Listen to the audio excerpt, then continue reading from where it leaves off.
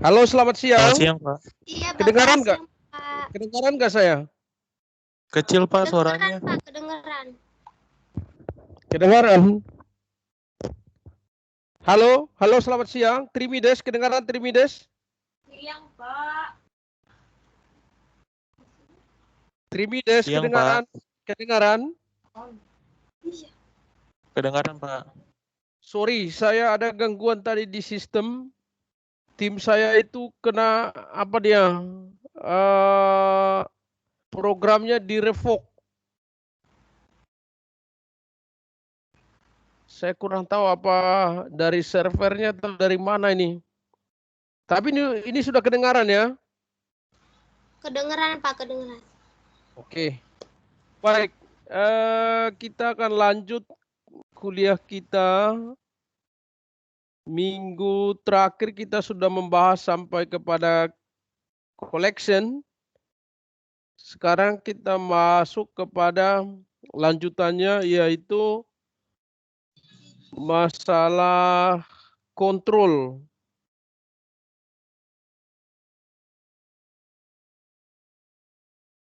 Masalah kontrol,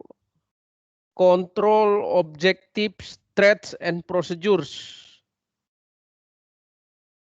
Pak, saya screen-nya nggak kelihatan, Pak. Bentar, ini justru ini persoalannya. Udah kelihatan? Sudah kelihatan? Halo? Sudah, Pak. Sudah ya? Ini terpaksa saya menggunakan 2 laptop sekarang. Aduh, apa ini persoalannya ya? Saya kasih waktu 1 menit ya, saya akan bereskan dulu ini 1 menit.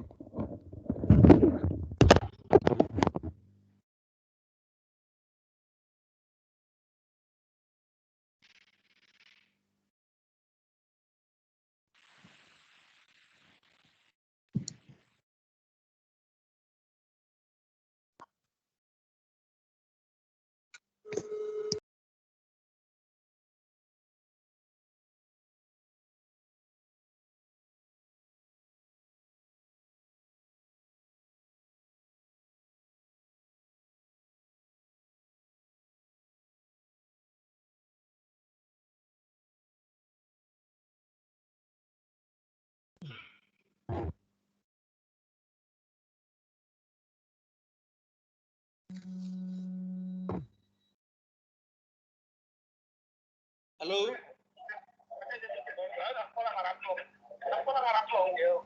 Halo? Ya. Gimana kabarnya? Baik, baik. Di mana kondisi? Di hatimu lah. Iya, kenapa bos? Ya dong, Sehat, sehat. Aku lagi ada meeting sebentar. orang nggak meeting tuh dari Jumat. Ya, sebentar dulu, ya. Ya oke lah, oke.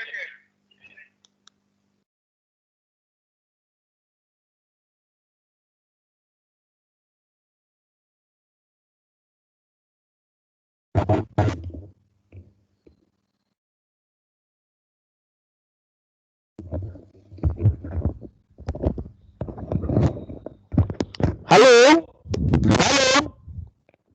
Halo? Iya, Pak, halo. Bapak suaranya agak Iya, kresek-kresek, Pak. Udah kedengaran? Sudah kedengaran? Suaranya Kedengaran, Pak, agak tapi kresek, Pak. kresek. Kenapa ya? Sudah jelas?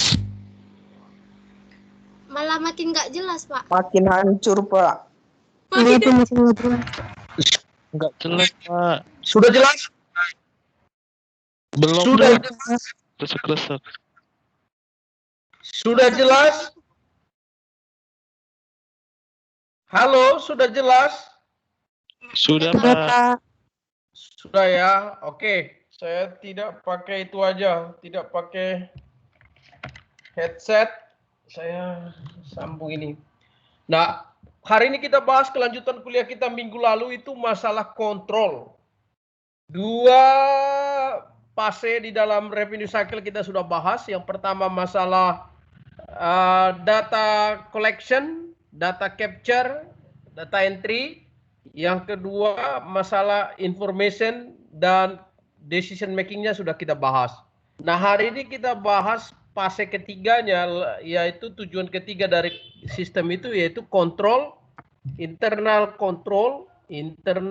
aid control, yaitu masalah tujuan kontrol, ancaman, dan prosedur di dalam sistem penjualan. Nah, di dalam sistem penjualan, sistem yang baik itu harus memiliki beberapa syarat, beberapa target, beberapa tujuan. Nah, tujuan ini merupakan syarat utama dari satu sistem. Antara lain, nomor satu adalah otorisasi. Jadi semua transaksi harus diotorisasi. Yang kedua, transaksinya harus valid. Yang ketiga, transaksinya harus dicatat. 4, transaksinya harus akurat. Yang kelima, semua aset itu harus aman dari pencurian. Definisi pencurian bukan maling, tapi termasuk seluruh unsur yang menyebabkan aset itu bisa berkurang nilai. Jadi aman dari kehilangan, aman dari pencurian, aman dari kerusakan, aman dari penurunan nilai. Seterusnya adalah efektif dan efisien, murah dan mudah. Terus compliance, yaitu kepatuhan terhadap aturan mana perusahaan itu tinggal, berada, beroperasi. Dan yang terakhir, full and fair. Full itu lengkap, fair itu wajar. Jadi semua pengungkapannya itu harus lengkap dan wajar. Itu yang menjadi target kontrol di dalam satu sistem. Target dasar semua sistem sama. Authorize, valid, record, akurat, free dari kehilangan dan pencurian, efisien dan efektif, patuh terhadap aturan, disclosure, full and fair, lengkap dan wajar. Oke. Nah, supaya itu bisa tercapai, kita nanti akan membahas beberapa hal yang menjadi ancaman sistem itu. Apa yang menjadi ancamannya sehingga itu tidak tercapai, sehingga itu tidak terjadi. Nanti kita akan buka diskusi untuk ini ya. Oke. Nah, kita mulai. Yang pertama ya, tadi kita sudah bahas, all transactions are properly authorized. Authorized. Ya, apa artinya authorized? Nah, authorized itu artinya transaksi itu harus ada yang menyetujuinya. Harus ada yang meyakinkan bahwa itu bukan transaksi yang salah. Bukan transaksi yang error. Jadi harus ada orang yang memberikan persetujuan, meyakinkan that transaction do with proper authorization. Proper authorization artinya ada persetujuan yang meyakinkan bahwa transaksi itu benar-benar bebas dari yang salah, bebas dari error, bebas dari fraud, ya. Jadi ada persetujuan. Yang kedua disebut all recorded transaksi are valid. Valid, absah. Disebut absah, disebut transaksi itu absah artinya apa adanya, sesuai dengan kenyataannya, sesuai dengan isi yang sebenarnya, sesuai dengan kondisi aktual dari transaksi itu. Contoh di situ ada contoh satu, seorang karyawan mencatat pengembalian barang. Jadi ada orang mengembalikan barang, retur, ya, dikembalikan barangnya, atau barangnya itu dipakai untuk dia, untuk pribadinya. Ada pengembalian barang, tapi untuk pribadi itu dianggap tidak absah karena tidak sesuai dengan yang semestinya, tidak sesuai dengan substansinya. Itu yang dimaksud dengan valid. Yang ketiga, setiap transaksi harus dicatat.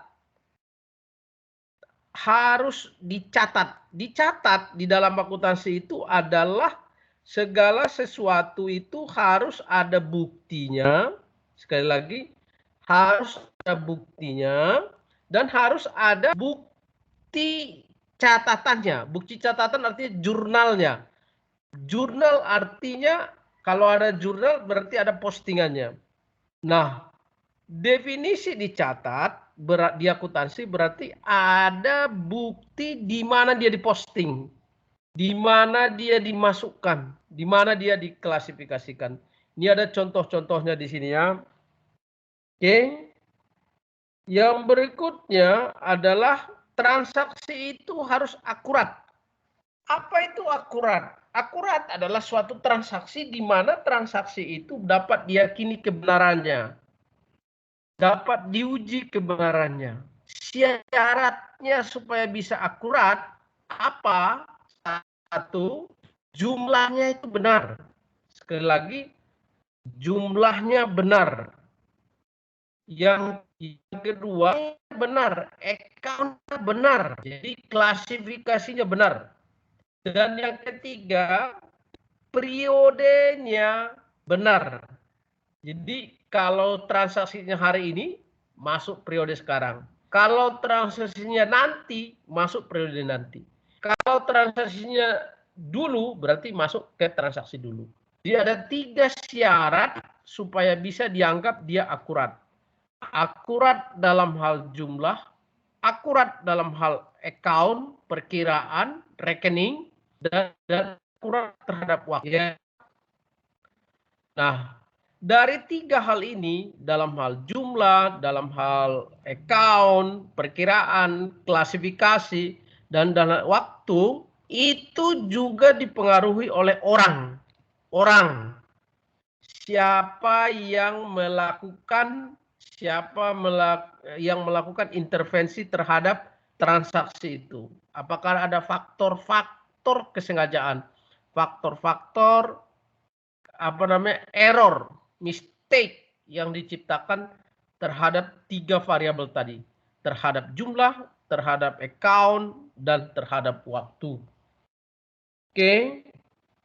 Yang berikutnya adalah pencatatan secara akurat. Oke, ini bisa dikaitkan dengan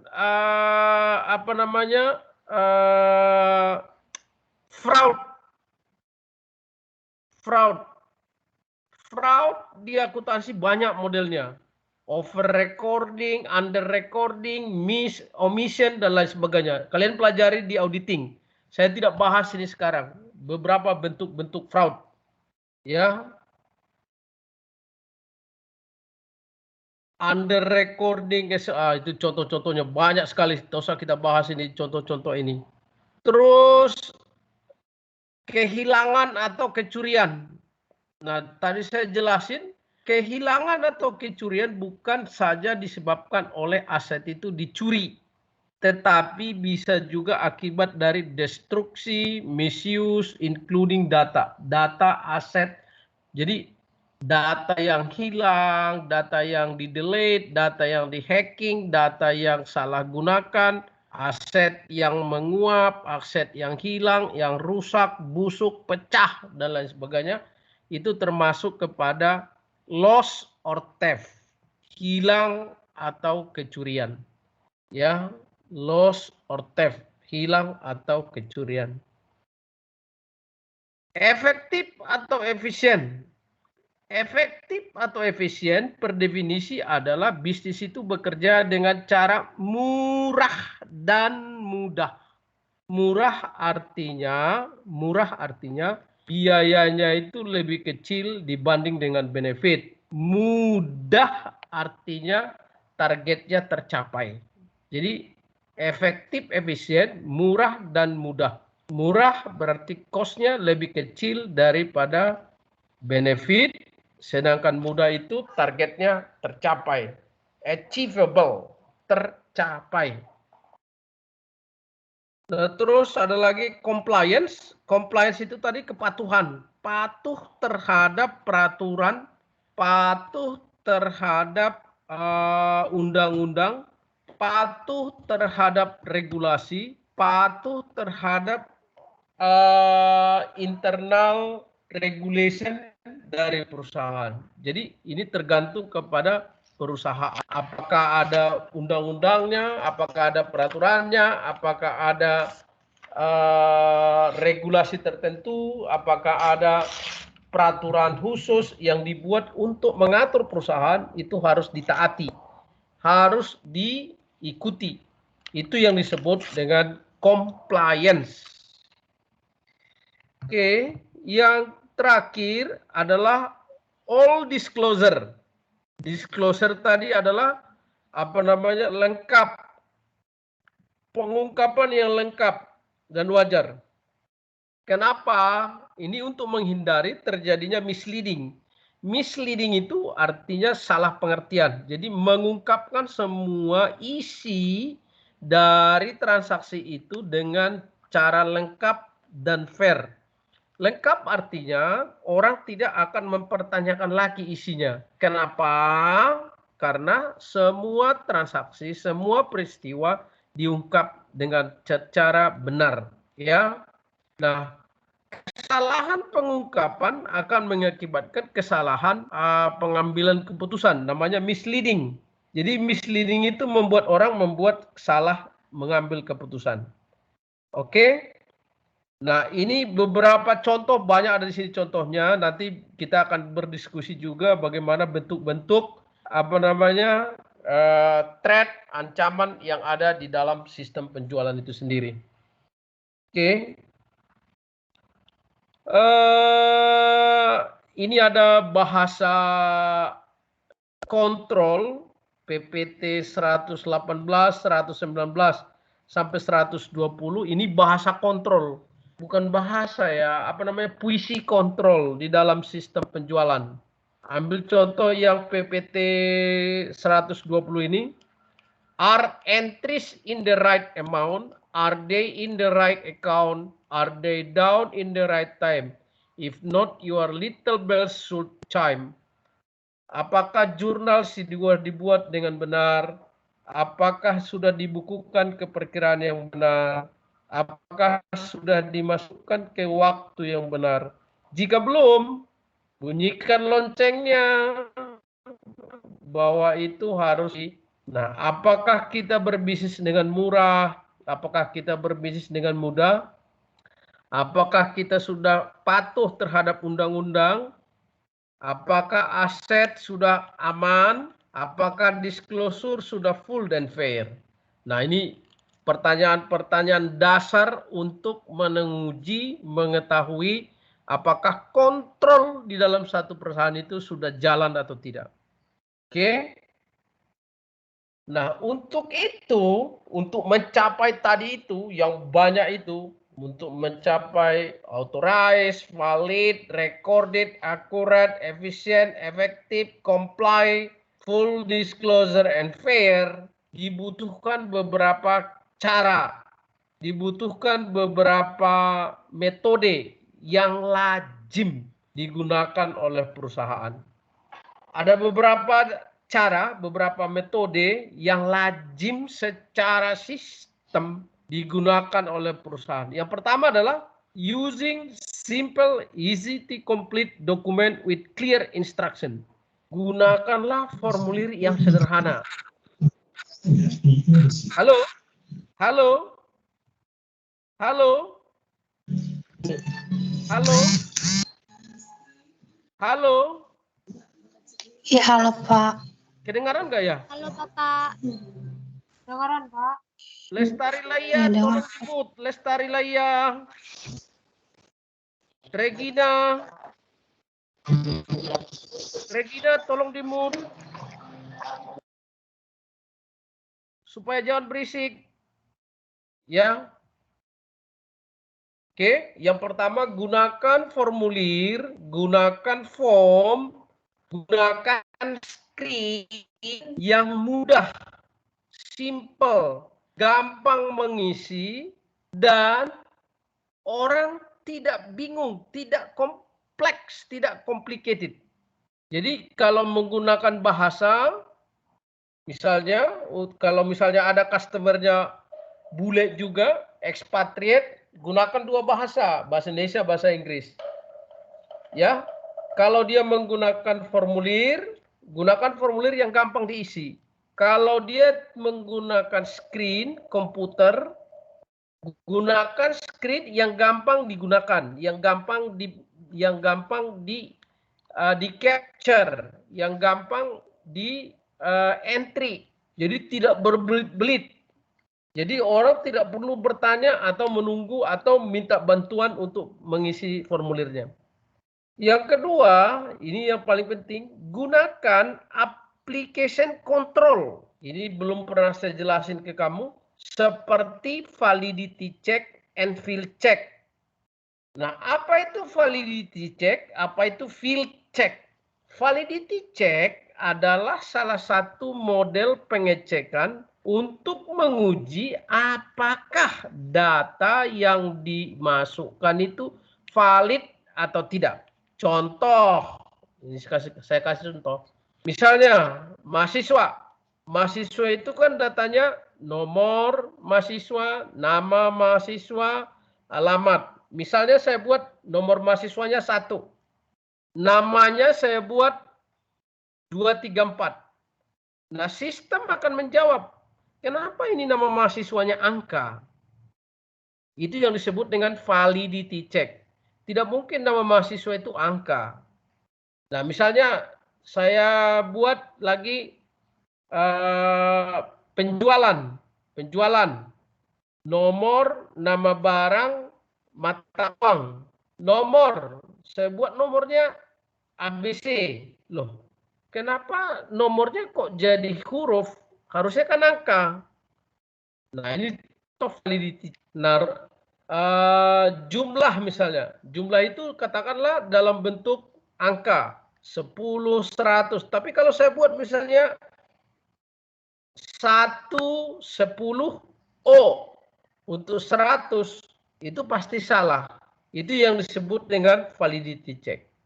Nah, ada satu lagi namanya field check. Field check itu adalah menguji apakah data yang dimasukkan di dalam satu kolom itu dianggap sudah cocok atau tidak.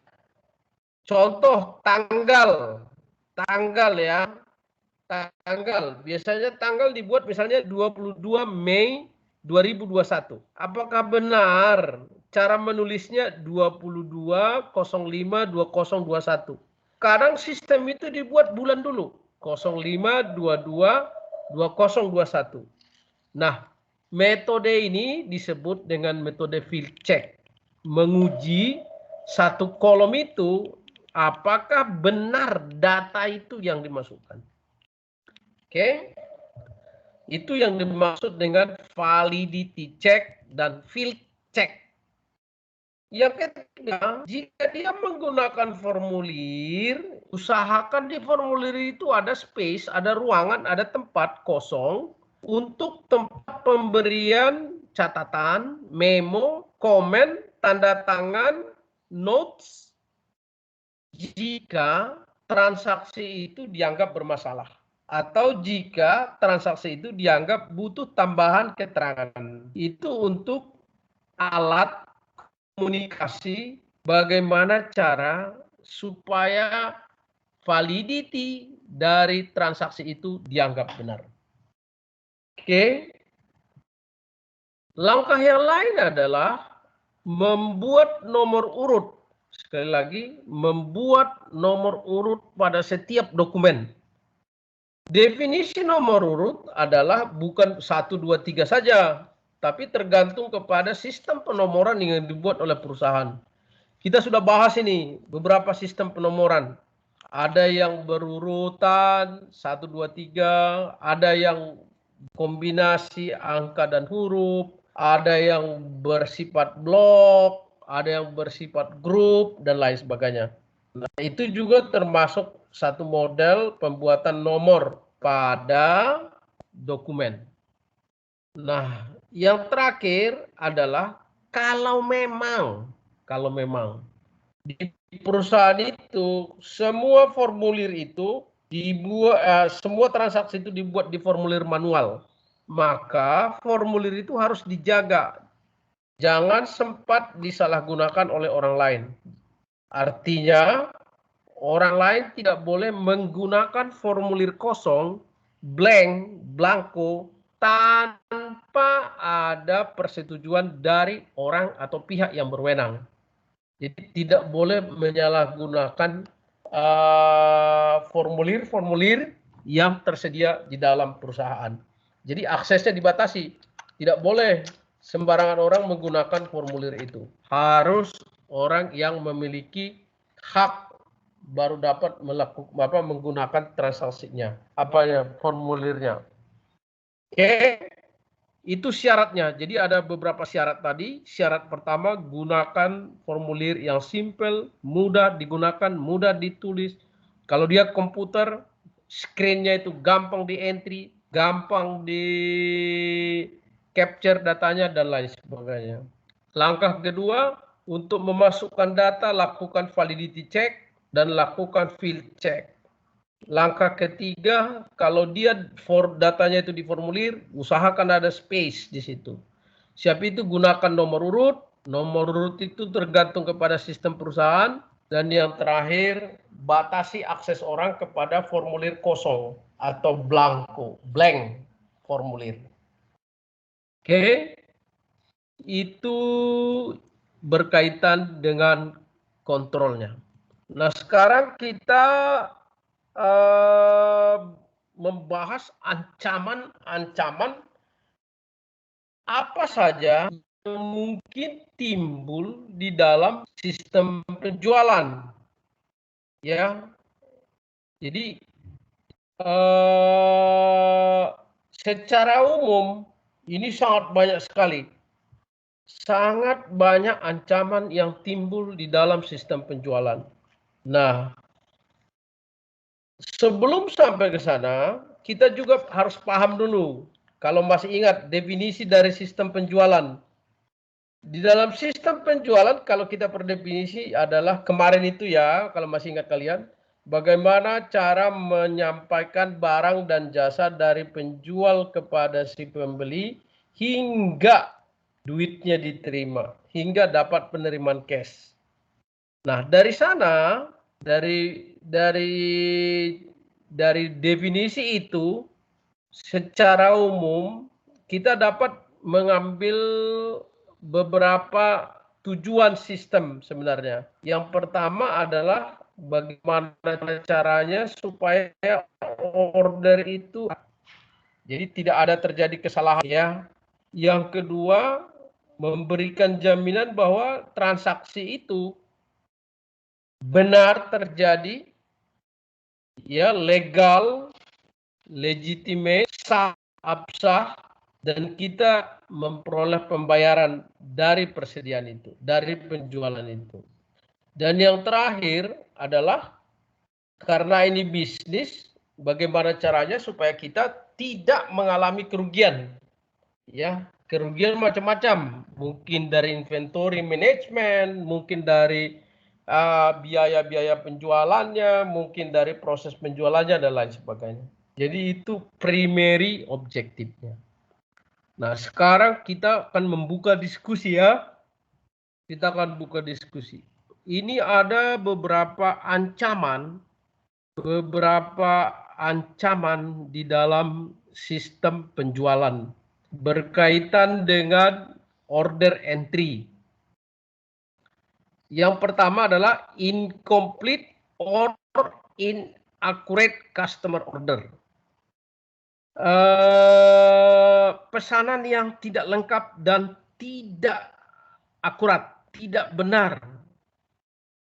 Tidak lengkap atau tidak benar. Pesanan yang tidak lengkap atau tidak benar. Ancaman kedua, menjual kepada pelanggan di mana pelanggan itu bermasalah dengan kredit. Artinya dia punya histori, punya sejarah, punya experience, dia tukang ngemplang, tukang tidak bayar. Jadi dijual gampang, bayarnya sulit. Sulit dia untuk membayar utangnya. Yang ketiga, order atau pesanan tidak legitimate, tidak sesuai dengan aturan. Yang keempat, stock out, carrying cost, dan markdown. Stock out itu adalah kondisi di mana pesanan customer tidak dapat kita penuhi. Misal, dia pesan 100, kita hanya ada 80, kurang 20 lagi. Carrying cost adalah biaya angkut atau freight dari barang itu mahal. Dan markdown adalah customer menawar harga barang kita jauh di bawah dari harga pokok. Misal, harga pokoknya 1.000, ditawar sama mereka 500 perak. Oke? Nah, kita mulai membahas satu persatu ya. Satu persatu kita bahas. Incomplete or inaccurate customer order. Oke, tadi sudah saya jelasin, kita buka diskusi. Aaron Jordan. Aaron. Iya, Halo, Aaron. Pak. Halo, Pak. Wajah Aaron. Wajah. Bentar, Pak. Halo, Pak. Wajah. Di mana kamu nih, Aaron? Di rumah, Pak. Di kampung masih? Iya, di Ambon, Pak. Oke, dengar baik-baik, Aaron. Menurut kamu, Aaron, kalau ada Ya. pesanan yang tidak lengkap ataupun tidak akurat, akibatnya apa? Kita jangan melihat teorinya ini. Kita berdiskusi aja. Ada orang pesan barang, tapi pesanannya itu tidak akurat, tidak lengkap, tidak jelas. Apa akibatnya? Pelanggannya bisa marah dong, Pak. Loh, orang dia yang pesan yang salah kan? Tidak akurat dia. Apa kesulitan bagi si penjual?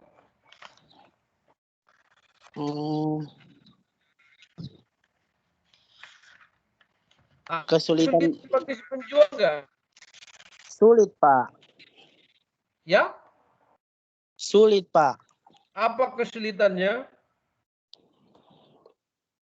Penjual ini kalau antar barang yang salah pesanan kan butuh tenaga juga kan, Pak. Udah antar jauh-jauh. Bukan bagi si penjual, kesulitannya apa? Kalau pesanannya tidak lengkap,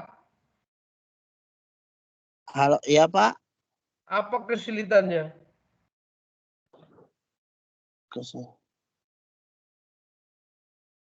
Berarti tidak mendapatkan duit dong, Pak. Berarti tidak. Iya, Pak. Apa kesulitannya bagi si penjual? Itu maksud saya. Tidak mendapatkan uang. Sulit nggak penjual? Sulit, Pak. Dia apa kesulitannya? Itu pertanyaannya.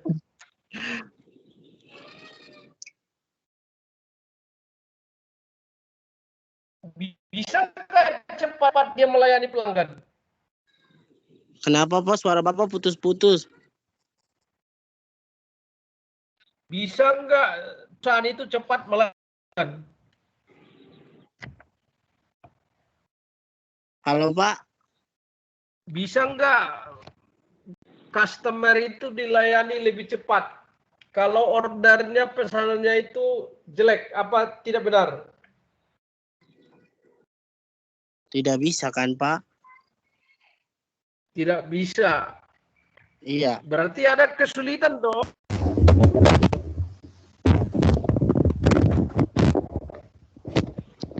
Ada kesulitan kan? Halo Aaron.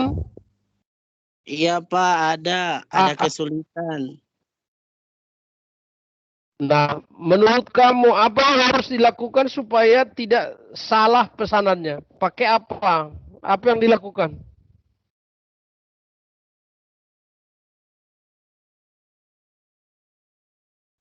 Halo, saya sudah ajarin kalian.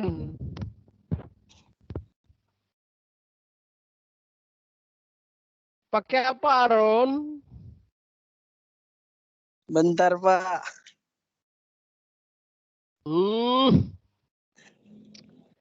Kita buat apa kemarin? Pesanan pakai apa? Pakai telepon, pakai OCR form, tertulis. Gitu kan? Iya Pak. Wah, Aaron, ingat. Itu beberapa model yang kemarin kita buat, yang kita lakukan ya, supaya Pak. itu tidak terjadi. Nah, yang kedua, ancaman kedua, menjual kepada pelanggan di mana dia bermasalah dengan kredit. Ya. Jadi kita jual dengan kredit, dia gampang. Belinya gampang dia, tapi bayarnya sulit. Dia agak lambat membayarnya, bahkan dia nggak mau bayar gitu loh. Firmina Kormpau, Firmina. Ya, Pak. Kamu dengar saya ngomong? Dengar, Pak. Apa akibatnya kalau customer itu sulit membayar piutangnya?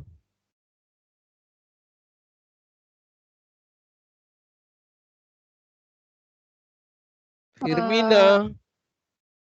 Mungkin nggak ada duitnya, Pak. Jadi kayak Iya. susah buat bayar. Iya, memang nggak ada. Kita tidak tahu ada atau tidak ada. Tapi apa akibatnya bagi perusahaan kalau dia membayar piutang? Putus-putus, Pak, suaranya. Putus-putus. Kamu Iya, pakai Pak. handphone atau pakai laptop? Pakai laptop. Handphone, Pak. Wah, pantas. Kita pindah dulu. Isa Silvani. Isa. Halo Isa. Isa Silvani. Enggak dengar. Jenita. Halo Jenita. Halo, Pak. Jenita, wajah Jenita. Bentar, Pak.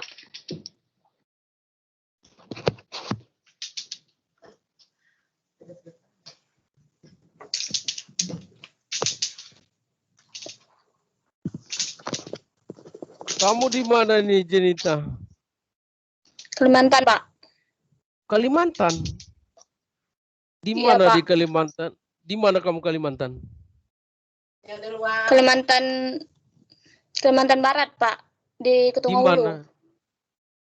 Masih jauh nggak dari Bipang apa itu Ambawang itu? Jauh, Pak. Jauh ya. Aduh, saya pesan itu Bipang Ambawang. Nggak datang dia.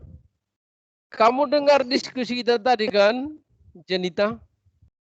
Iya, Pak. Pertanyaan Jenita, apa akibatnya kalau pelanggan tidak mau membayar piutangnya, membayar hutangnya bagi perusahaan? Menyebabkan kerugian, Pak, bagi perusahaan. Bukan kerugian. Jadi cash flow-nya perusahaan itu nggak benar kan, Jenita? Halo Jenita. Halo, Pak. Cash flow-nya. Jadi ya harusnya udah dibayar, nggak dibayar-bayar. Jadi uang masuknya itu terlambat, kan begitu ya? Bukan kerugian, Jenita. Benar ya Jenita ya? Apa, Halo Pak? Jenita. Halo. Iya, Pak. Akibatnya itu kan piutangnya itu Iya, Pak. numpuk, nggak bisa ditagih. Uang masuknya itu perusahaan makin sedikit. Benar ya? Iya, Pak. Benar. Nah, sekarang pertanyaan saya Jenita, bagaimana caranya supaya ini tidak terjadi? Supaya orang itu, supaya customer itu selalu bayar. Apa yang harus dilakukan oleh perusahaan?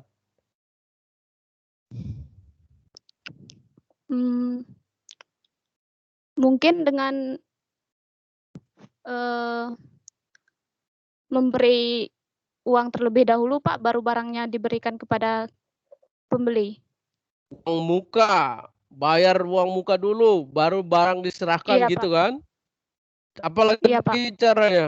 Apalagi caranya? Saya setuju itu. Cara yang lain gimana?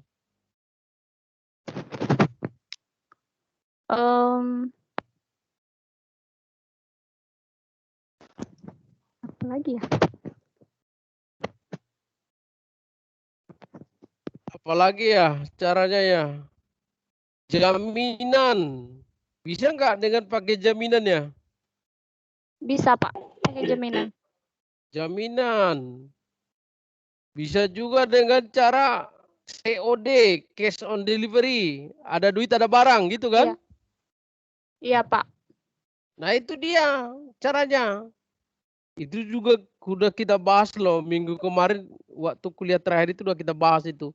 Pemberian kredit, mengecek pemberian kredit ada dengan general authorization, ada dengan specific authorization. Ingat itu, ya. Iya, Pak. Iya, Oke, Pak. thank you Jenita. Kita lompat kepada Pak, yang terima kasih. ketiga.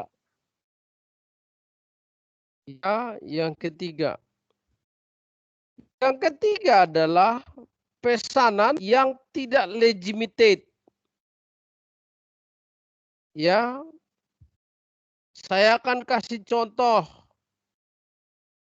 Jeremia Siregar, Jeremia. Iya, Pak. Wajah Jeremia. Kamu masih di Pekanbaru, Jeremia? Masih, Pak. Saya kasih contoh sama kamu, Jeremia. Wajah Jeremia. Bentar, Pak.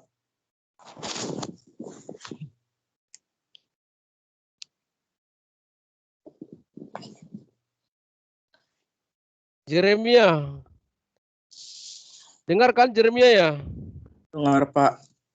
Misalnya ada orang anak kecil berumur 10 tahun pergi ke toko motor Honda membawa duit 20 juta mau beli motor. Ada resiko nggak bagi perusahaan?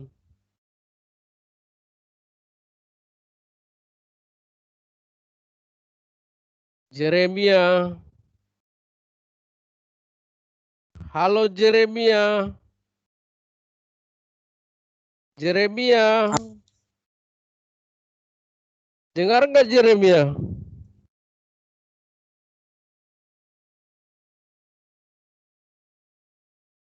Halo, Pak.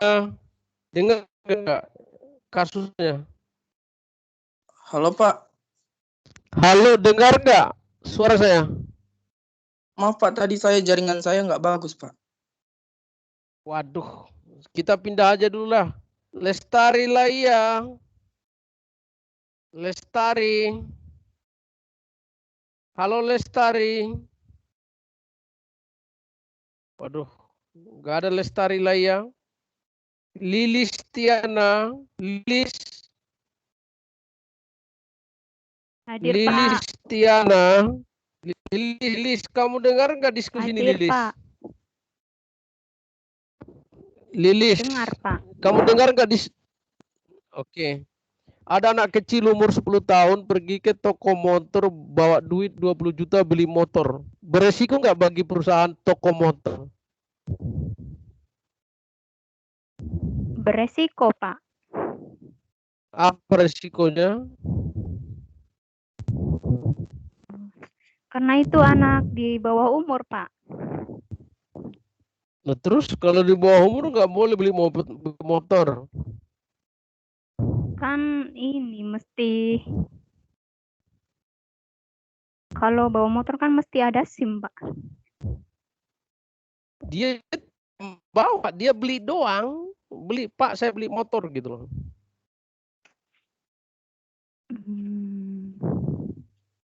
Oh, berarti nggak ada resiko, Pak. Ya berisiko lah, karena waktu dia pesan itu dia ditanya nama, alamat, nomor KTP, nomor NPWP.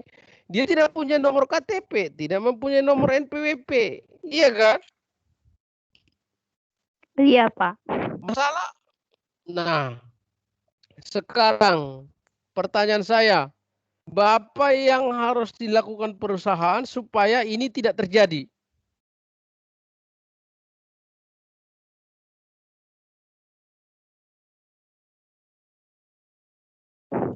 Nggak tahu, Pak. Waduh, ya dibuat di situ syarat-syarat supaya bisa beli motor. Kamu harus punya NPWP, harus punya KTP, harus punya alamat lengkap gitu kan? Iya, Pak. Nah itu syarat-syaratnya. Jadi harus ada syarat-syaratnya itu dicantumkan supaya dia menjadi legitimate namanya. Jadi pesanannya legitimate.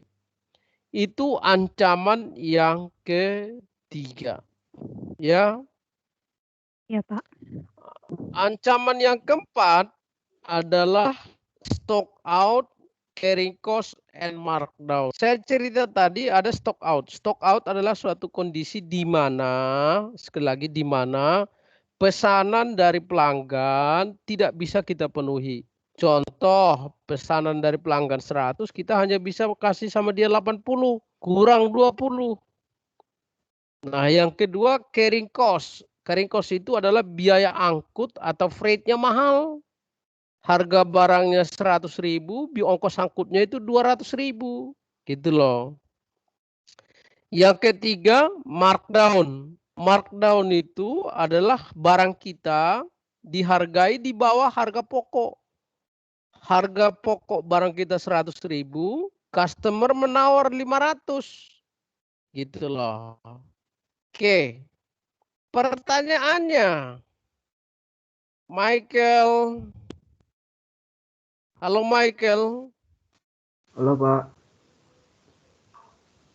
Apa resikonya kalau terjadi stock out, carrying cost sama yang markdown tadi? Apa resikonya bagi perusahaan? Mungkin perusahaannya bakalan rugi Pak. Kok bisa rugi?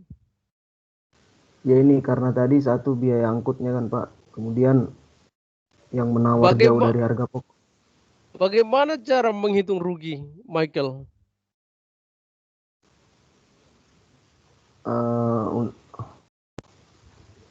Profitnya harus lebih besar Pak. Ya iya, kalau carrying cost, apa namanya, stock out? Apa mengakibatkan rugi kalau stock out?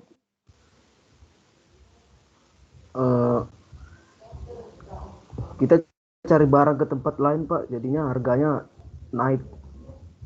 Lebih mahal. Iya Pak. Mungkin customer-nya juga kabur, nggak mau belanja di kita kan? Iya Pak. Karena barang kita kagak ada. Carrying cost. Carrying cost, apa penyebabnya carrying cost itu mengakibatkan rugi? Itu tadi Pak, biaya angkutnya lebih mahal Pak daripada harga barang yang kita jual. Kalau ongkos angkut dimasukkan sebagai harga jual?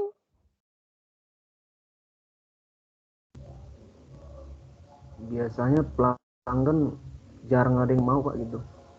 Ya kabur juga pelanggannya kan ya? Iya Pak, kabur. Nah yang ketiga, markdown. markdown. Kalau itu udah pasti rugi kita. Iya, Pak. Pertanyaan saya, apa yang harus dilakukan perusahaan supaya ketiga hal ini tidak terjadi?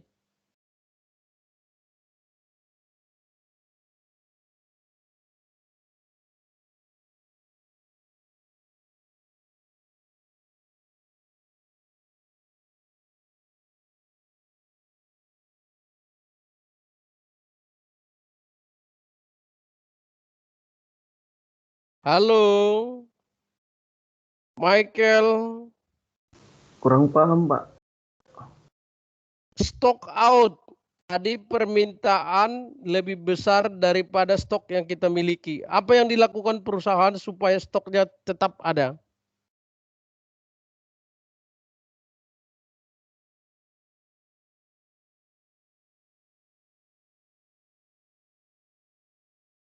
Halo, Misalnya dengan, iya Pak, apa yang harus dilakukan oleh perusahaan supaya stoknya tetap ada?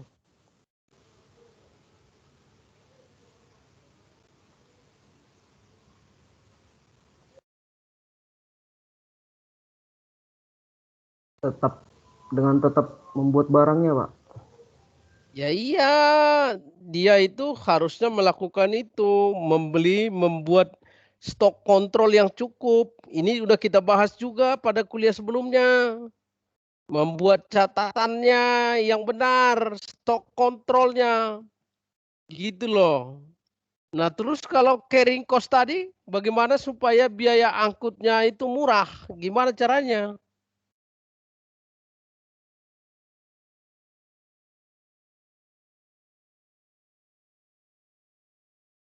Michael.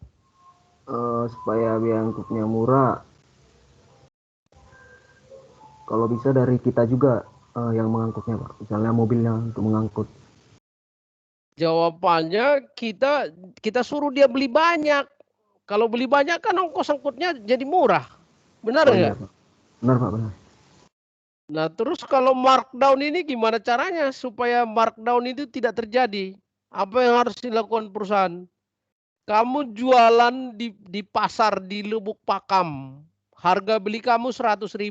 Ditawar 50.000. Apa yang harus kamu lakukan supaya yakin pembeli bahwa harga beli kamu itu 100.000?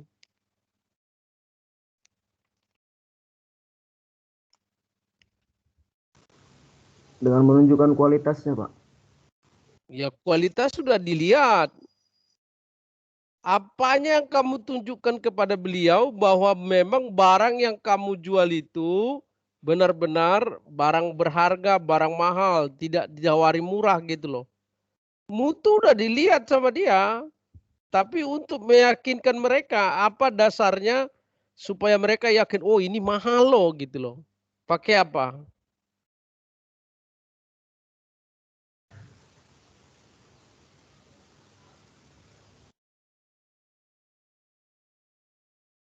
Michael. Nggak ngerti Pak. Wah ya Michael. Kenapa ongkos sama nggak kira-kira ongkos dari Jakarta Medan dengan dari Medan Jakarta naik pesawat dengan Medan Surabaya ongkosnya sama nggak? Beda Pak. Mana yang lebih mahal? Medan Surabaya. Kenapa lebih mahal Medan Surabaya dibanding dengan Medan Jakarta? Karena jaraknya Pak. Satu jarak, yang kedua?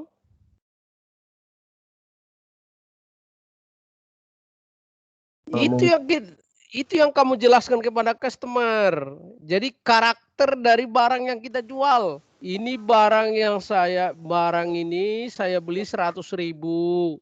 Toko pembelian saya ada di mana? Di Medan. Kwitansi pembeliannya ini 100.000, buktinya ini. Ongkos angkut saya dari Medan ke Lubuk Pakam 15.000, 115. Untung saya 10.000, 125.000. Makanya saya jual 125. Tidak akan saya jual 50.000.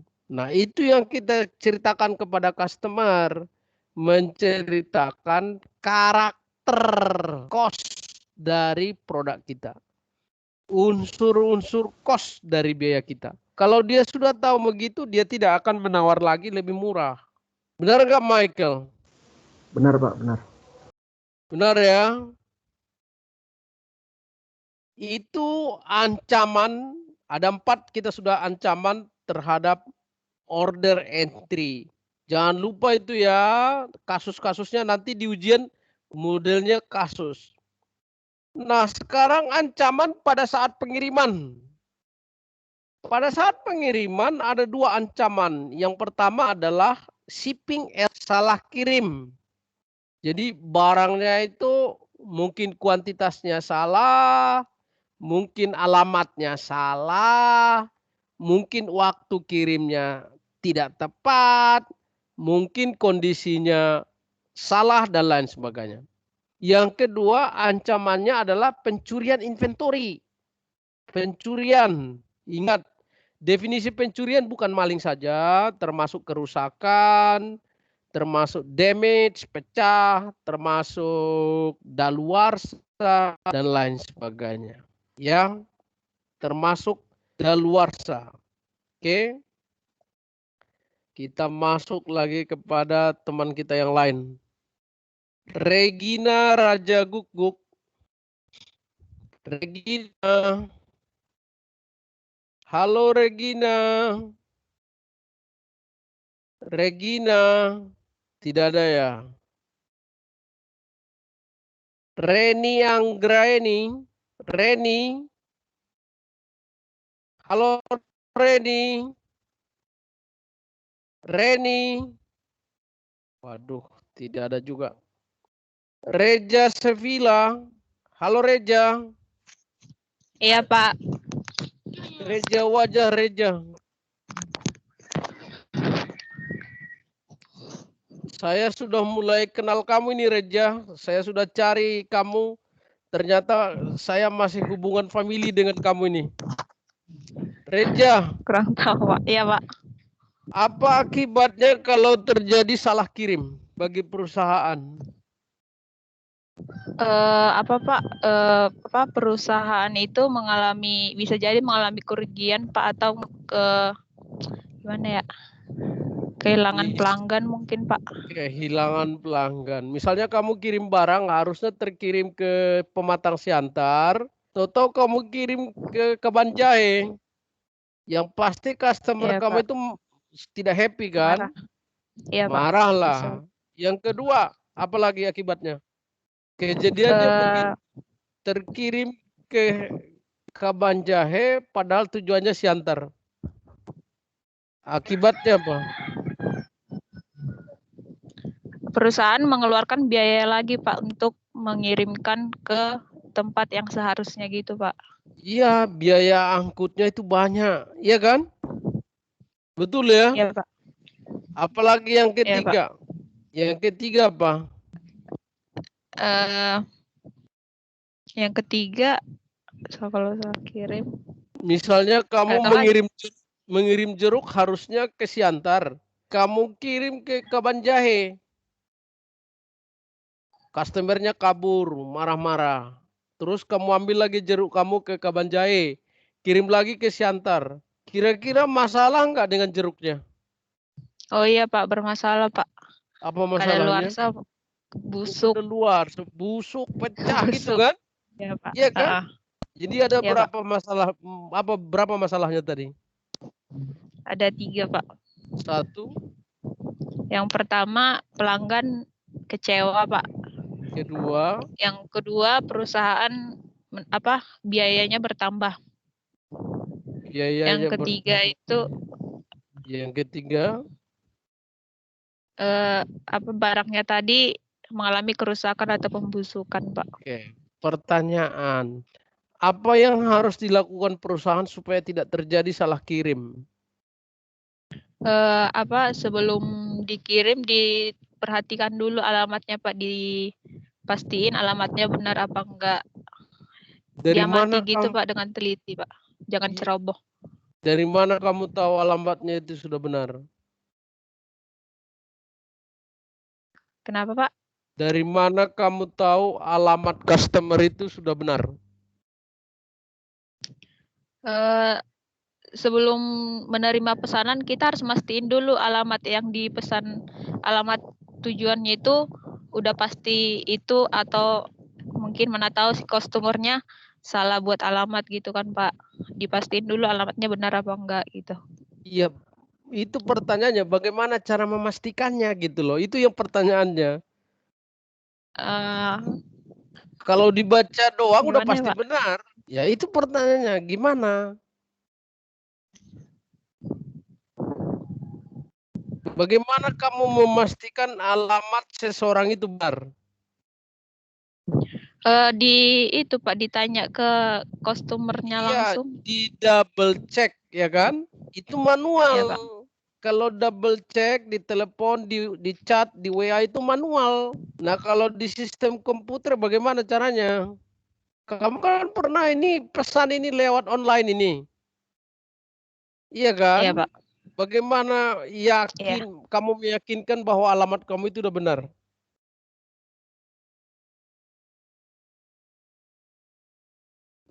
Suaranya Diapain? putus-putus, Pak. Bagaimana caranya kamu meyakinkan alamat kamu itu benar pada saat kamu belanja online? Kalau saya sendiri, Pak, saya lihat dulu, pastiin dulu alamatnya itu, Pak. Benar apa enggak? Di situ kan ada pernyataan, apakah alamat benar atau tidak, bukan? Iya, Pak. Nah, kalau sekali kamu bilang sudah iya, ya sudah benar, nggak mungkin salah lagi, gitu loh. Jadi namanya validasi. Kan tadi kita ada cek, iya kan? Ada dua tadi yang kita bahas tadi. Cek itu tadi. Satu adalah validity check. Validity check. Nah, kalau membedakan Kaban Jahe dan Jakarta, Kaban Jahe dengan Siantar mungkin kode pos 25261 Siantar, 2421 Kaban Jahe. Jadi kalau sudah gitu, itu contohnya. Oke, thank you Reja. Nah, itu Iya, Pak. salah satu bagaimana cara mengurangi resiko pada saat kesalahan pengiriman. Oke. Terus yang keenam, pencurian inventory. Ini biasanya terjadi di gudang, terjadi pada saat pengiriman, bahkan terjadi pada saat bongkar muat. Jadi bisa di beberapa tempat.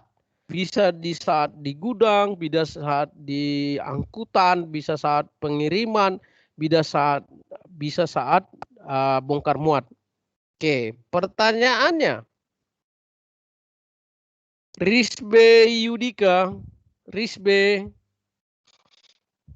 Halo Risbe. Iya, Pak. Apa akibatnya kalau barang yang dikirim ke kamu itu hilang? Bagi perusahaan dan bagi si pembeli.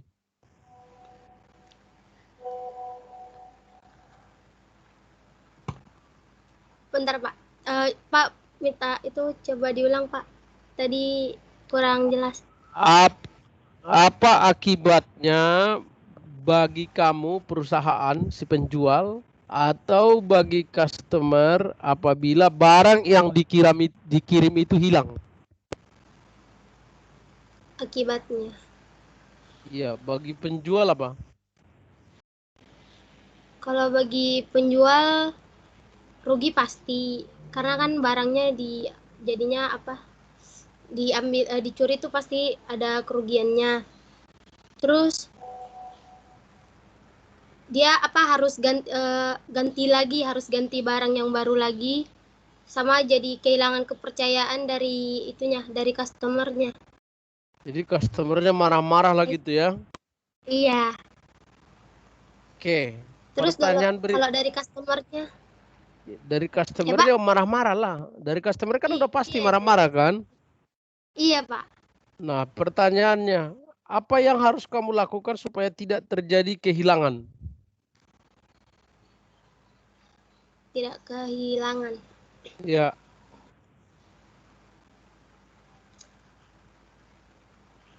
Apa ya? Kalau dicuri orang itu.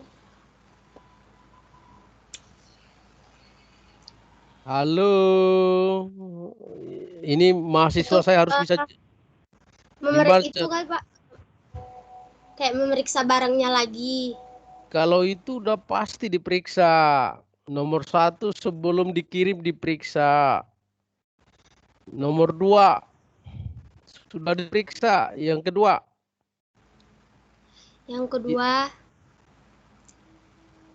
diapain barangnya? Dibungkus dengan baik dan benar. Udah pasti. Dibungkus kan? Iya, dibungkus. Iya, dibungkus dengan baik dan benar. Tidak ada diskusi itu, udah pasti. Yang ketiga, Ituin keamanan barang. Apa ya? diapain? Ituin apa sih namanya? Nggak tahu saya. Jadi kayak mempererat keamanan barangnya tuh, Pak. Kayak kan dari orangnya dulu harus Ya gimana kayak caranya? orang kepercayaannya dulu. Kalau ngirim barang harus pakai tentara. Masa sih Enggak ngirim gitu. 1 pulpen? Nah, terus gimana? Jadi harus kayak itu yang nganternya itu tuh kayak harus orang yang udah dipercaya gitu loh, Pak. Wah, enggak juga. Nah, jadi gini Risbe, kamu pernah belanja online kan Risbe? Pernah, Pak. Nah, waktu kamu pesan barang kamu itu dari Jakarta ke Cirebon. Kamu di Cirebon kan? Iya, Pak. Waktu berangkat dari Jakarta, sudah kamu tahu nomor resinya berapa? Berangkat dari Jakarta tanggal berapa? Sampai di Cirebon jam berapa? Begitu keluar dari gudang Cirebon, kamu sudah tahu orangnya yang bawa siapa. Bahkan kamu tahu kira-kira jam berapa sampai di tempat kamu. Kira-kira hilang nggak barang itu? Enggak, Pak. Kenapa nggak hilang? Karena kan kalau seandainya juga hilang kayak dicuri atau apa, itu kita udah tahu orangnya gitu loh yang bertanggung jawab gitu. Jadi kan otomatis. Dari Jakarta kan nggak tahu kamu siapa orangnya di Jakarta. Ya tapi kan itu Pak, dari penjualnya bisa aja kayak ngirim apa foto yang nganternya. Iya ya kalau online tuh. Iya. Ada online itu kan ada ada apa? buat ngelaporin gitu Pak. Jadi kalau seandainya juga jadi pasti dilaporin. kita tahu pergerakan barang itu kemana saja, gitu kan? Iya Pak. Jadi selama kita tahu pergerakan barang itu kemana saja, kita yakin tidak hilang, bukan? Iya. Nah itu caranya. Jadi kita mengetahui pergerakannya kemana. Bisa dipantau lewat apa? Ya lewat itu, lewat teknologi.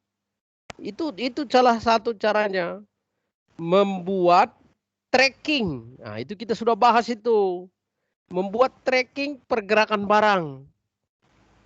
Jadi kalau misalnya lagi on the way Jakarta Cirebon dengan truk B9554MO.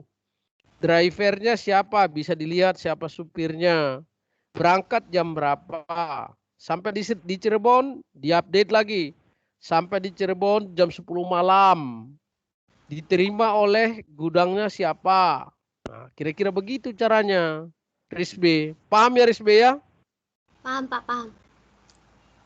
Jadi bagaimana cara mengatasi supaya tidak terjadi kehilangan Risbe?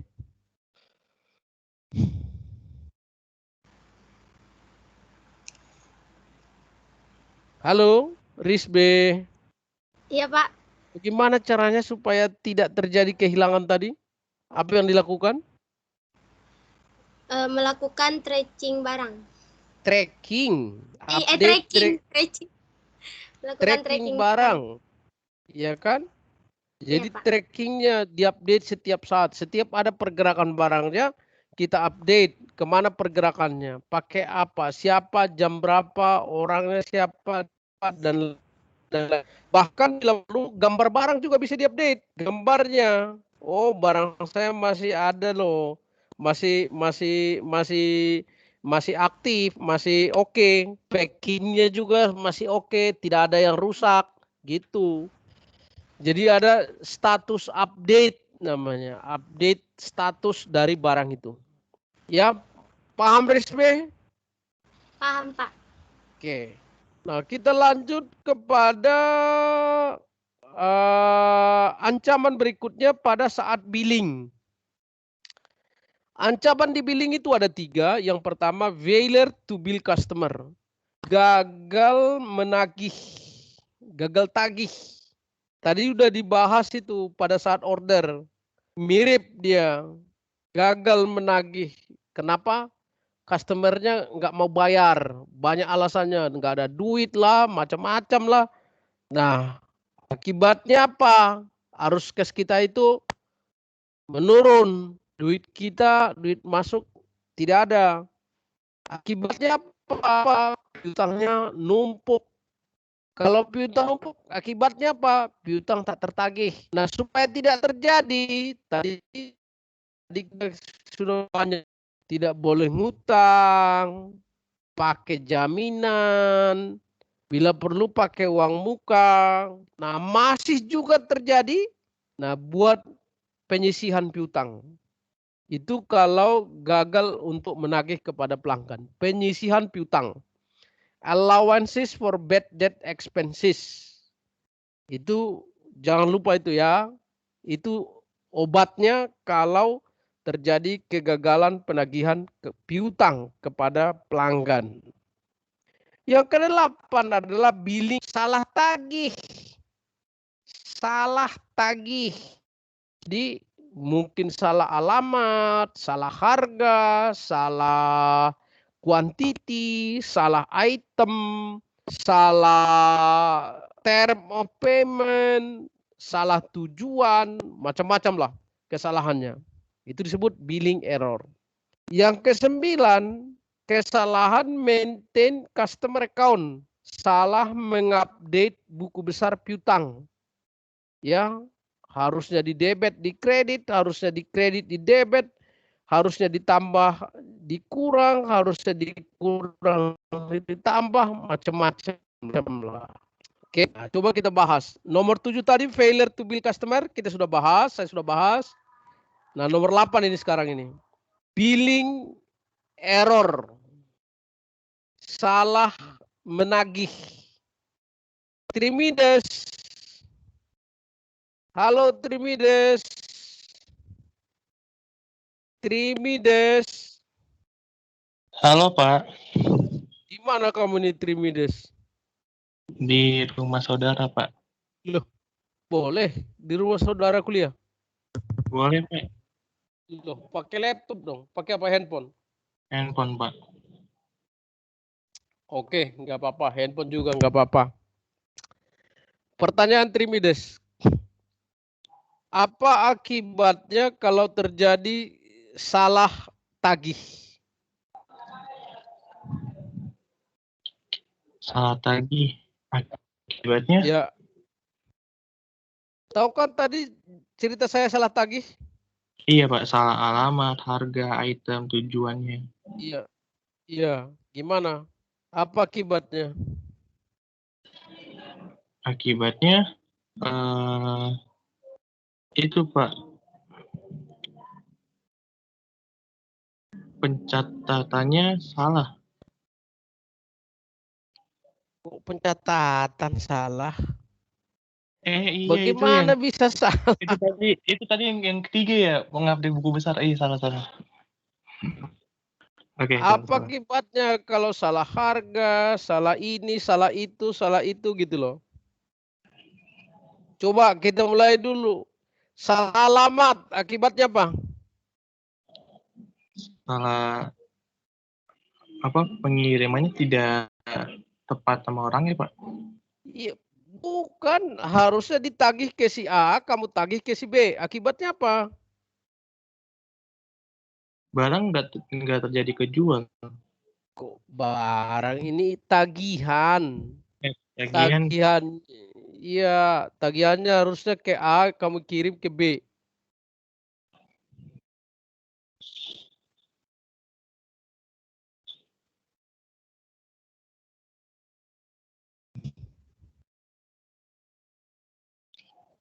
tagihannya ke A, tapi oh Ke B. Gimana? yang tadi tuh ya Pak, uangnya kagak keterima Pak. Si B. Kalau misalnya contohnya begini, ada si A 100.000, harusnya ke si A 100.000 tagihannya. Tahu-tahu dikirim ke kamu. Apa akibatnya bagi perusahaan?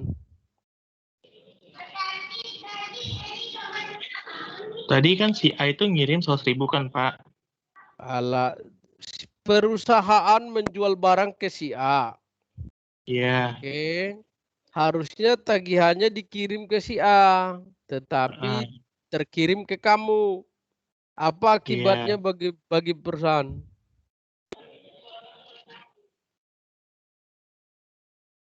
Perusahaan harus ini Pak, harus menanggung kesalahan tersebut untuk pengiriman kembali Iya, ke A. gimana? Apa yang ditanggung sama dia? Bisa nggak dapat Kerugian. duit? Bisa nggak dapat duit perusahaan? Bisa dapat duit perusahaan? Bisa nggak dia menagih? Bisa Pak, bisa. Karena salah Mana dia. mau kamu bayar? Mau kamu bayar? Iya. Mau kamu bayar? Harusnya kan ke si A, tapi ditagih ke kamu. Kamu mau bayarin? Enggak Pak, enggak. Kalau bayar sih enggak. Nah, Kalau terus orang yang si A itu, kalau si A itu pasti nagih ke perusahaan. kok si A yang nagih gimana sih?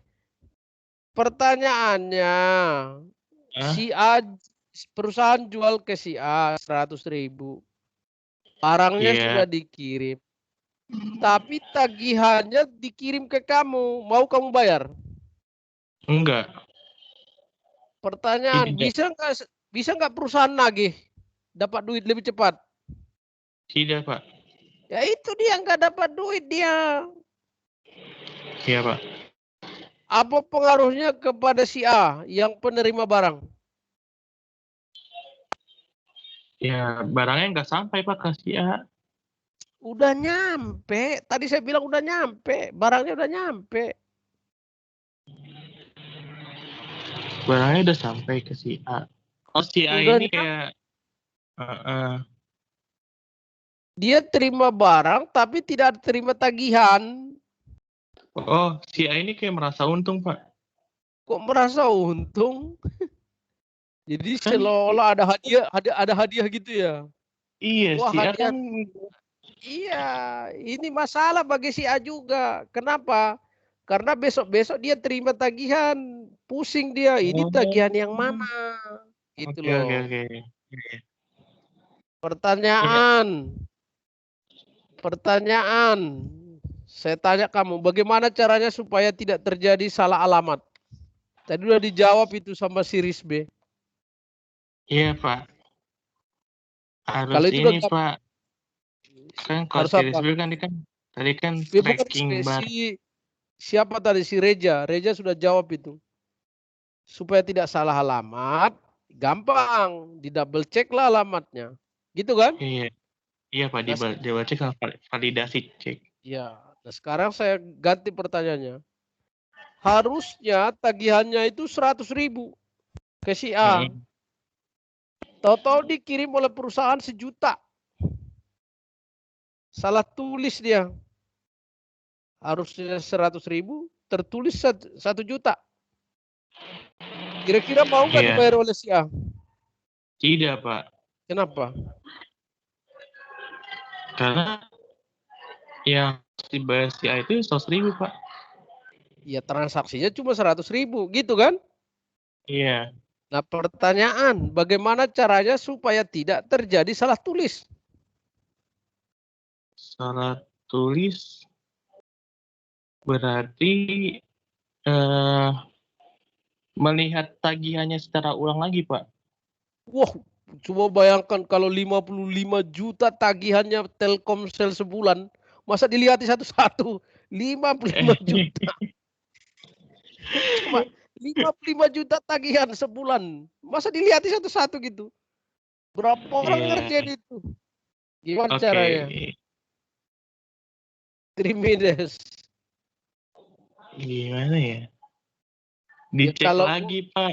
iya ceknya gimana? Itu masa dicek satu-satu kayak gitu?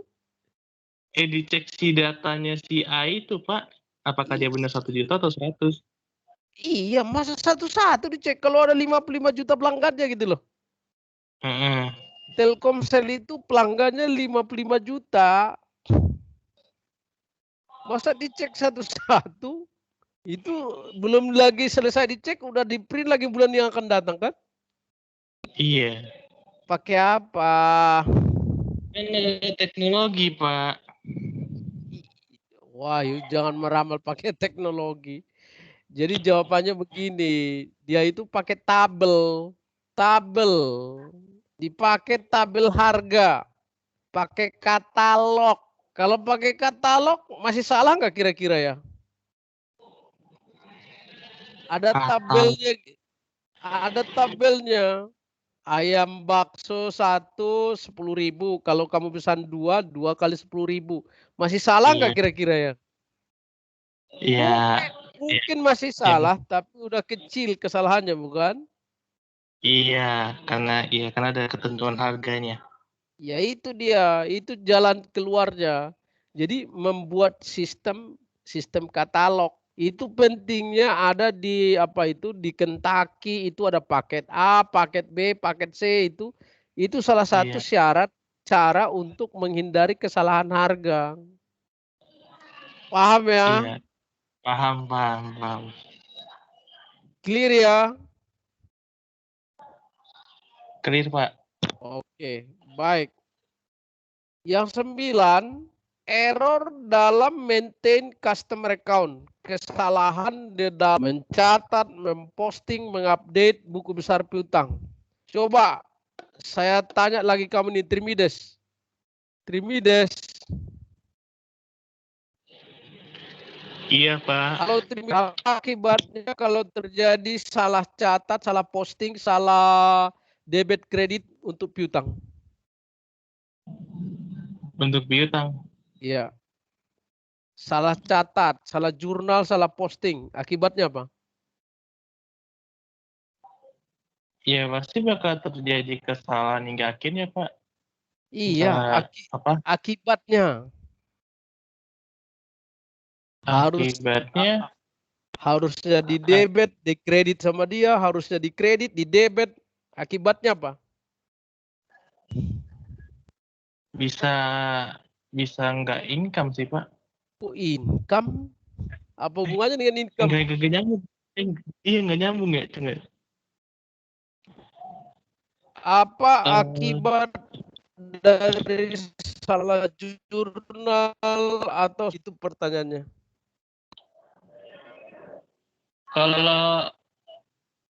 Kalau nggak balance gimana, Pak? Balance sudah pasti balance lah. Sepanjang jurnalnya debit dan kredit sama pasti balance lah. Apa akibatnya kalau salah jurnal, salah posting?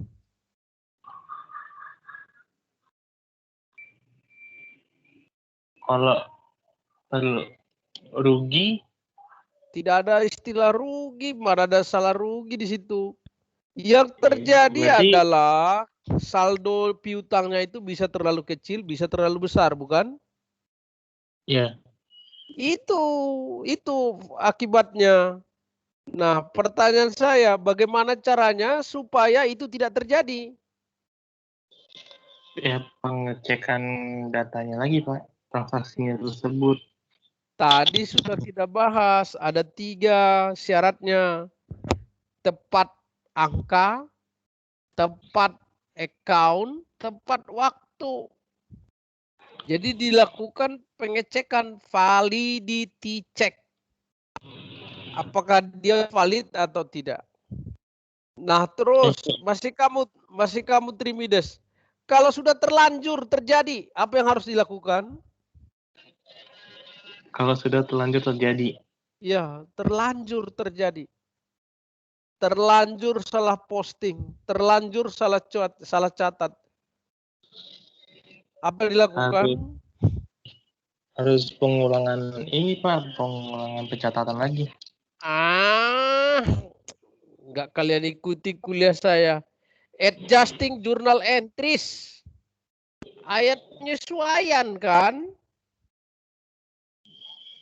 Iya Pak. Ya, itu kan udah kita bahas pada general ledger kemarin itu. Jadi kalau error itu berkaitan dengan error pencatatan, maka obatnya itu adalah jurnal penyesuaian. Aduh, jangan lupa itu Iya Pak, iya Pak. Aduh, ngaco. Oke. Nah, kita lanjut ya. Ancaman pada saat penerimaan cash. Yaitu cashnya itu hilang akibat dicuri, diambil, dan lain sebagainya. Jadi cashnya itu diambil. Bisa dicuri, bisa diambil, bisa hilang. Macam-macam lah. Jadi waktu kita penerima cash itu diterima dari customer, siap diterima, disimpan, siap disimpan,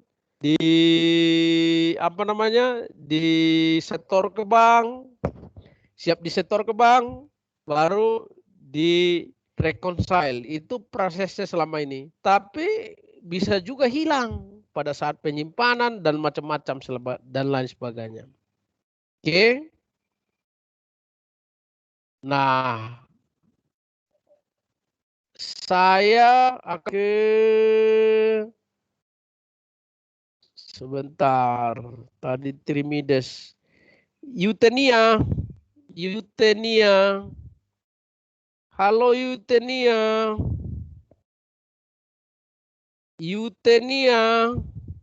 Halo Pak. Wajah Eutenia. Nduru. Iya Pak, udah. Gak kelihatan wajahmu. Kamu di mana nih Eutenia? Di rumah Pak. Masih di Nias kamu? Enggak Pak, di Jakarta. Oh. Apakah ikut kena gempa kemarin? Enggak Pak, udah di Jakarta Pak. Oh. Oke. Eutenia, apa akibatnya kalau terjadi kehilangan uang cash di perusahaan?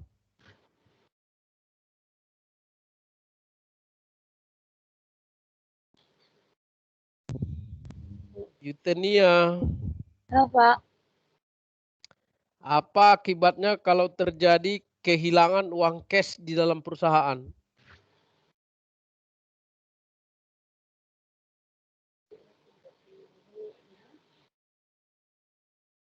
Halo Eutenia.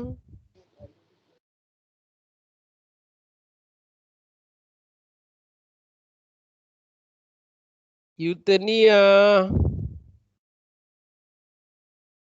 Halo Eutenia. Ya. Susah. Ganti. Jevani. Halo Jevani. Halo Pak. Wajah Jevani, wajah. Jevani. Halo Pak. Jevani, apa akibatnya kalau terjadi kehilangan uang cash dalam perusahaan?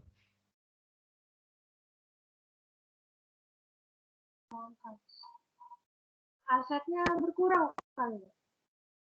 Asetnya berkurang. Oke. Apa yang dilakukan perusahaan supaya uang cash itu tidak akan terjadi kehilangan?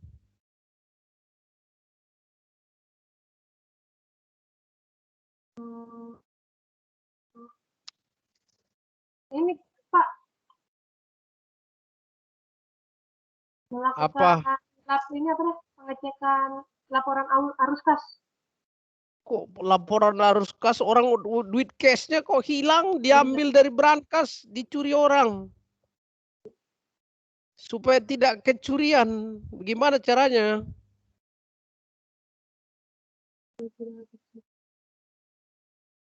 Iya, gimana cara supaya tidak ya? Itu yang kita simpan ini apa? Misalnya kalau kita nyimpannya di bank itu yang dibobol gitu, Pak? Bukan, uang cash di perusahaan. Uang cash di perusahaan. Iya. Ada kasir di perusahaan, dia punya brankas, duitnya ada di dalam, duitnya diambil orang. Pertanyaan, bagaimana caranya supaya itu tidak terjadi pencurian cash lagi? Memperketat keamanan, Pak. Kenapa? Memperketat keamanan. Wah, bikin security lah, pakai CCTV lah gitu ya. Iya, Pak. Tiap itu pakai brankas, siap brankas, pakai satpam, terus bikin terus begitu supaya ketat. Nah, tadi udah kamu singgung. Sebenarnya itu tidak efektif dengan cara yang kita sebutkan tadi. Bikin satpam, CCTV itu tidak efektif. Karena apa? Resiko tetap ada. Nah, tadi kamu singgung harus dilakukan transfer langsung ke bank. Lebih aman. Gitu loh. Iya, Pak. Kenapa transfer ke bank itu aman? Karena di bank ada jaminan ya, Pak. Iya, bank itu resikonya pindah ke bank kan? Iya, resikonya ke bank. Resikonya pindah ke bank. Yang kedua apalagi? Enaknya kalau kita langsung transfer ke bank.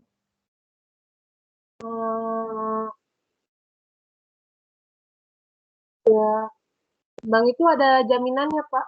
Jadi kalau duit kita di bank, dia itu berkembang, berbunga dia, iya kan? Iya, ada bunganya itu. Ada bunganya dan ada juga biaya administrasinya gitu kan gitu.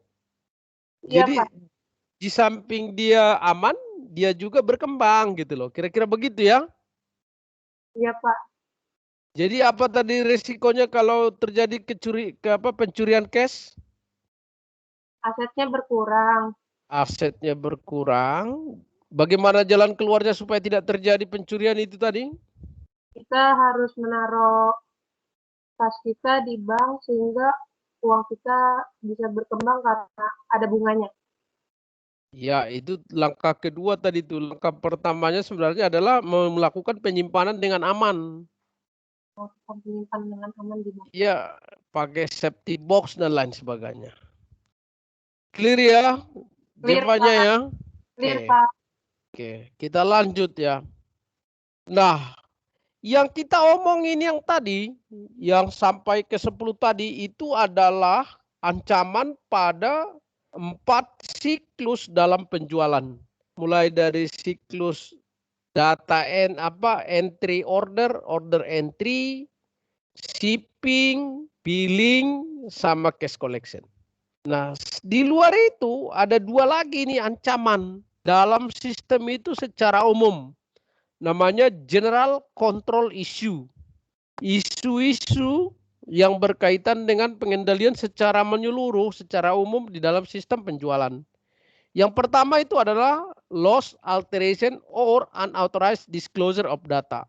Ini adalah berkaitan dengan hilangnya data, hilangnya file, hilangnya catatan, hilangnya folder kalau manual, hilangnya file kalau di komputer, hilangnya data kalau di komputer. Ini mungkin gampang dijawab. Bagaimana supaya data itu tidak hilang, ya? Yang kedua adalah kinerja dari sistem penjualan itu yang menurun, jelek. Jadi sistem sudah bagus, tapi penjualannya menurun. Bisa terjadi. Nah, apa yang harus dilakukan oleh perusahaan? Kalau untuk yang kehilangan data tadi, biasanya bisa dilakukan dengan cara menggunakan password. Jadi setiap orang yang menggunakan komputer itu gunakan password. Nah, yang kedua, kalau dia itu masih menggunakan data manual, lakukan compatibility metric. Jadi siapa saja yang boleh mengakses ke file, ke folder, ya. Nah, kalau dia menggunakan komputer, di samping menggunakan password, dia juga harus menggunakan kontrol terminal. Artinya apa? Program apa saja yang bisa dibuka sama dia. Tidak semua bisa program buka.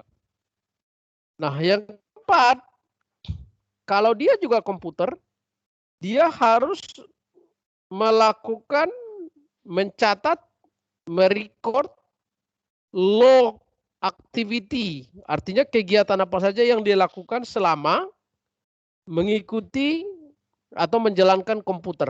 Jadi komputer itu mencatat apa yang dikerjakan oleh si A selama dia menggunakan komputer nomor 1, 2, 3, 4 misalnya. Jadi pagi mulai dari login, update piutang, update penerimaan cash, update data customer. Nah, dicatat semua sama komputer. Satu hari ketahuan aktivitas dari dia. Nah, itu untuk mengatasi kehilangan data tadi. Ya. Nah, terus yang berikutnya, yang poor performance tadi. Sebentar ya, maaf sebentar. Maaf sebentar. Halo? Halo? Halo, Pak. Ya, kenapa, Bos? Berapa duit itu, Pak? Bapaknya lagi nelpon Mides. Ya, berapa duit? Oh, alah, salah, maaf ya. Berapa duit harganya? Oh, udah ganti aja, Pak. Ganti. Ya. Iya. Thank you. Ya. Halo? Halo, Pak. Nah, Hai, Pak. Ya, untuk yang kinerja yang jelek, poor performance tadi, ini menjadi masalah. Sistem sudah bagus, tapi penjualan tetap menurun. Apa yang harus kita lakukan sekarang? Nah, jawabannya adalah kita kembali mereview semua proses dari awal sampai akhir. Mulai dari review order entry, review shipping, review billing, review cash collection, di mana dia lemahnya. Karena tidak mungkin sistem yang bagus itu kinerjanya jadi jelek. Ada unsur yang 4 itu yang jadi lemah. Nah, itu yang menjadi persoalan pada saat menemukan satu sistem penjualan sudah bagus, tetapi kinerjanya perusahaan secara keseluruhan itu jelek. Ya. Terus saya lompati 53, saya lompati revenue cycle information. Nah, kita sudah membahas ancamannya tadi sudah banyak, ada 12 ancaman. Nah, sekarang bagi seorang manajemen di perusahaan, dari sistem revenue ini, apa yang diharapkan sama mereka? Keterangan apa yang mereka harapkan? Keputusan apa yang mereka harapkan?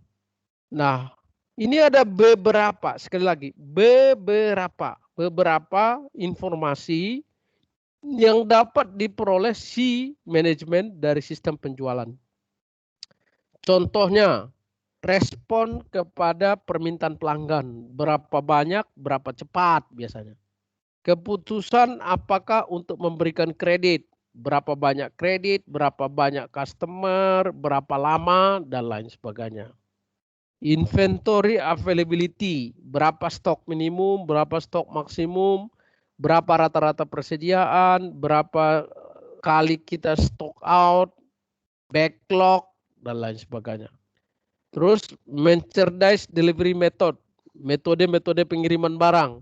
Berapa kali metodenya pakai shipping point, berapa kali metodenya destination, berapa kali darat, laut, udara, dan lain sebagainya. Itu informasi itu membantu manajemen dari sistem penjualan.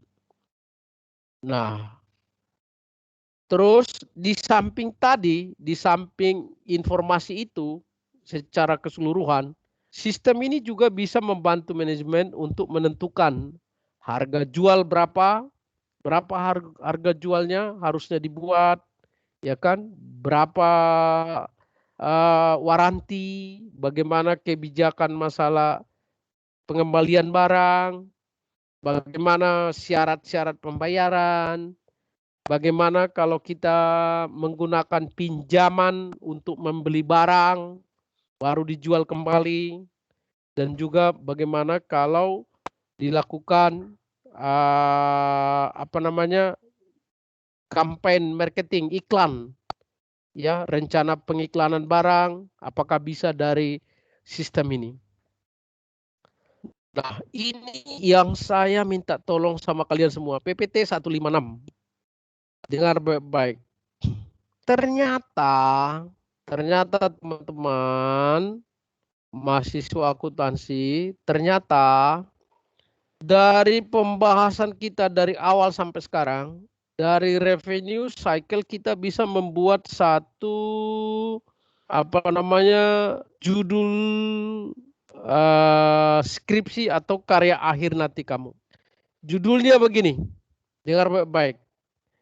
Peranan sistem informasi akuntansi untuk mengevaluasi kinerja atas respon time kepada pelanggan, waktu pemenuhan order, sales order dan back order, kepuasan pelanggan, analisis pasar, analisis profitability produk, analisis volume penjualan dan market share, effectiveness dari iklan dan promosi, analisis terhadap kinerja karya, dan analisis atas bad debt expense dan kebijakan kredit.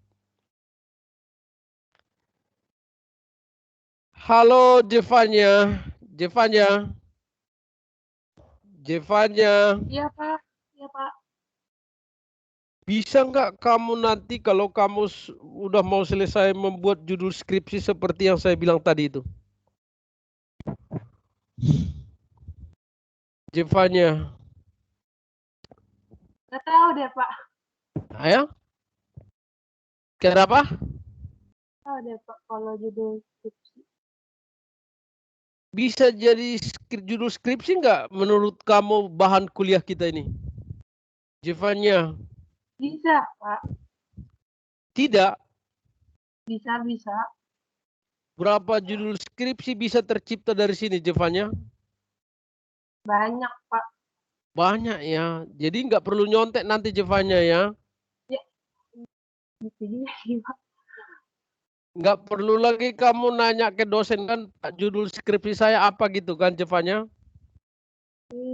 Ya gitu juga sih Pak. Kenapa? Kan sudah ada judulnya saya kasih tahu itu.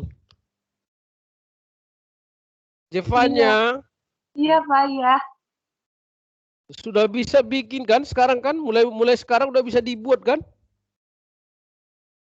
Belum lah Pak kalau buat skripsi. Bukan buat skripsi, buat judulnya saja kan udah bisa sekarang. Bisa Pak, bisa. Bisa.